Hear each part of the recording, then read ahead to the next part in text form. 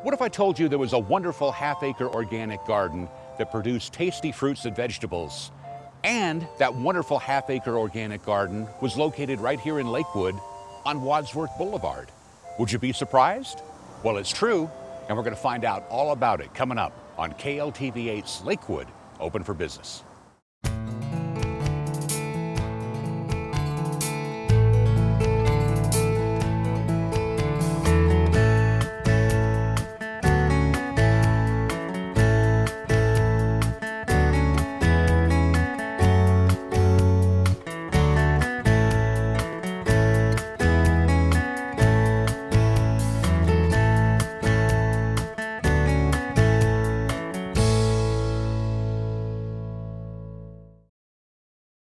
I don't remember a place big enough on Wadsworth for a farm, but they say it's here. 1875 Wadsworth. That's going to be between 18th and 17th. 1875 Wadsworth. Oh, wait a minute, here it is. Right between the eye clinic and this blue house. All right. Guess we just drive around the back. Oh yeah, they got plenty of space back here. Wow, there really is an organic half-acre farm garden here right on Wadsworth. I can't believe it. Hey, how are you? I'm doing great. How'd you find us? Right between the Vision Center and the blue house.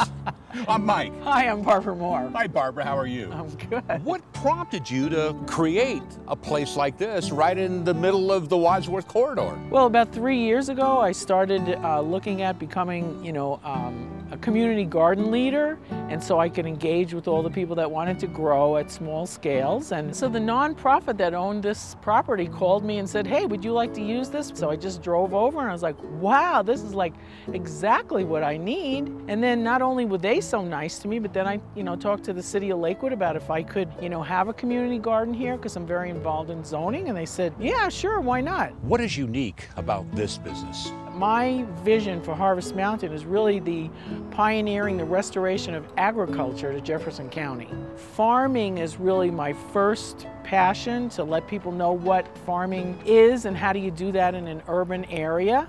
Small scale production farming is what I'm really passionate about. Farm gardens, that's a term I've never heard before. Well, I kind of made it up again as I was going along thinking, well, how do people want to think about Harvest Mountain? So if you just say farm, a lot of people turn off because they're like, farm? And what are you talking about?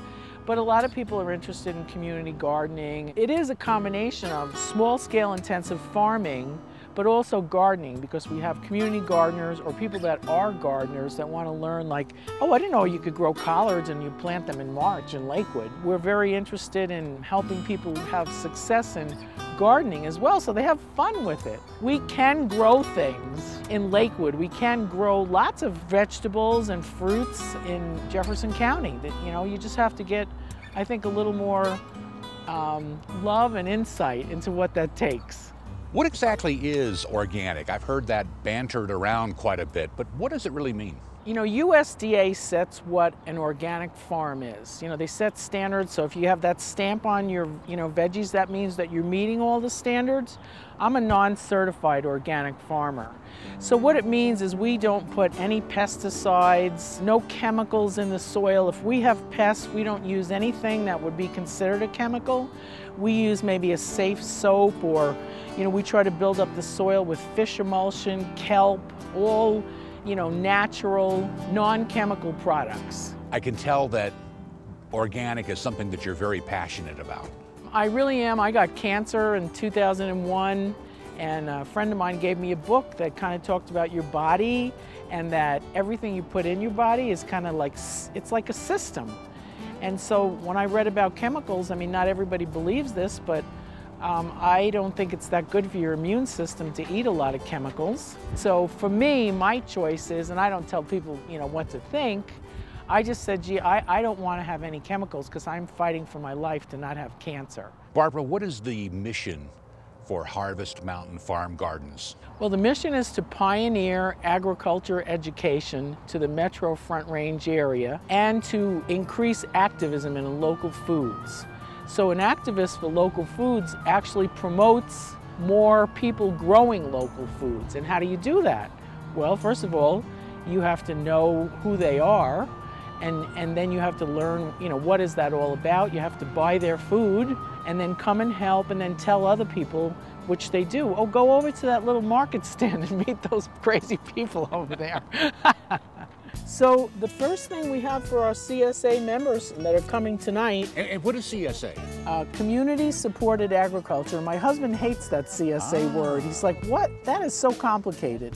But basically people buy a share in the farm, they pay in advance, and then for 20 weeks they're gonna get a box of, you know, mostly what we grow every week on Thursday night. Wow. And this is kale, right? Yeah, and this is red kale. You can see here, it's kind of a purple red. It's more mild, so I find that if people never ate kale, which a lot of people are like, what is kale?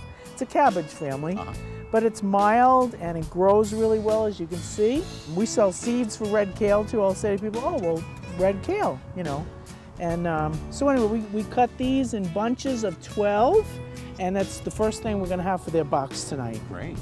This is not gonna regrow, so I would say just like down here, you wanna, and some of this you can actually snap this. You don't really need to cut it, but you can cut it. Oh yeah. And there you go. So let's get a few more pieces. I'll get a bunch of it here. There you go, that's good. So we do a lot of hand work. So sometimes people say, well, you know, that local food's cheaper because, you know, you don't have all the transportation costs and whatever. But we have people that are hand picking, you know, this for the people that are buying it. It takes time, you know, to hand pick. But this is the first crop then for the red kale for their basket tonight. Now we have some arugula here. Have you eaten arugula? No, I've never even heard of arugula. Well, arugula is a green and it's, you want to taste it? Sure. That's part of the thing, yeah. Just like that, just try it out. You either like it or you don't like it. Not bad. It's spicy. Yeah, it's pretty So the next thing we're going to have for this, you know, the CSA members tonight is this arugula, and it's a beautiful green. And you know, you mix it. You can have an arugula salad by itself, or you can mix it with other greens. So wonderful. Here you just have to, again, just sort of get down a little bit and just cut right down Yep. below.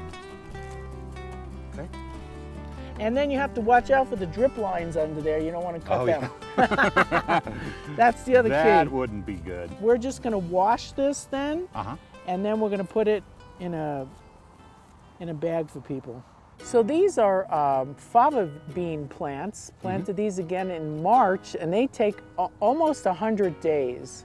So it's kind of a gourmet item, and a lot of the chefs really like cooking with fava beans. And this was suggested by one of my growers that this plant will add nitrogen into the soil. So you can plant like favas first, and then plant tomatoes in this row after.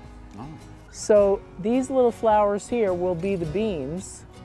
But since it takes 100 days and this is a small scale intensive farm, so what do you think I might have underneath these fava beans? I see something growing under there. You do? I do. What do you see? It looks like lettuce. Really? How did it get there?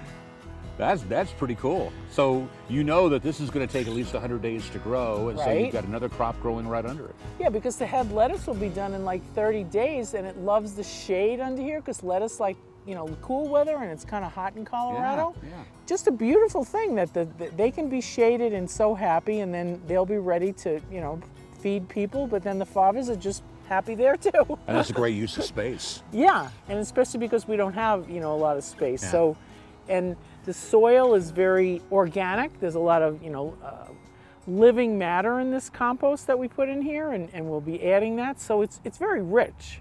And then we don't grow the same thing in each row each time. You know, you have to like change off. So Crop rotation. There you go, crop rotation. Remember that. You're a farmer. I remember that from school. Crop rotation. All right, that's true. Barbara, what do you keep in the greenhouse this time of year?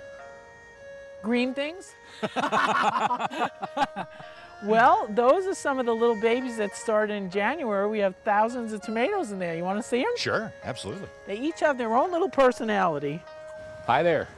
Hi, how are you? Good, I'm Mike. I'm Jennifer, nice to meet you. Good to meet you, Jennifer. What are you doing? Well, right now I'm just cleaning up the basil and pepper plants. I want to make sure that the dead leaves all come off so we can have a nice harvest. So you grow things all year round here? Absolutely. We're a 4 seasons urban farm garden. Yeah, so all year round. And this is all organic too? It is. Jennifer, tell me about the organic growing movement and why is it so important? To begin with, our soils Soils are so important. Everything growing here is nurtured and rooted in these good soils. When we have soil issues, we lose tons and tons of soil. We lose 25 billion tons of soil every year because of poor land management and not maintaining our fields correctly. So instead of building the soils up like we do in organics, we have a tendency to deplete the soils. So organic farming practices build the soils up, they don't put pollutants in the soil, they keep the waterways clean, and they also give us produce that tastes better. And teaching is something that's very important that you take seriously here at Harvest Mountain. Absolutely. We are an educational farm garden. So as much as we want to grow vegetables to have people nourish their bodies, we want to grow people to nourish their minds with the education that we can provide for them. It's really important that people know where their food comes from, how much effort and labor it takes to grow that food, and also how to find and pick foods that are nutrient dense and good for their bodies. We actually have had our vegetables tested, and the nutrient and taste content is much, much higher than industrial grown produce. Wow. Jennifer, tell me about the educational outreach that you have here at Harvest Mountain. So right now we're actively working with different high schools, Warren Tech, Lakewood High School, Green Mountain. We're working with younger kids at the Head Start programs, and we're doing an awesome Junior Master Gardener summer camp. Wow. So I'm excited about all those things. We really talk about everything from basic botany, soil science, growing, harvesting, everything you need to know on the farm, how to become an educated, responsible grower. And I keep hearing this term, community-supported agriculture. Can you tell me more about that? Yeah, community-supported agriculture is so important. This farm, as you see here, takes a lot of money and effort and labor to grow food on. So we make most of our profit when we sell our produce at the end of the season.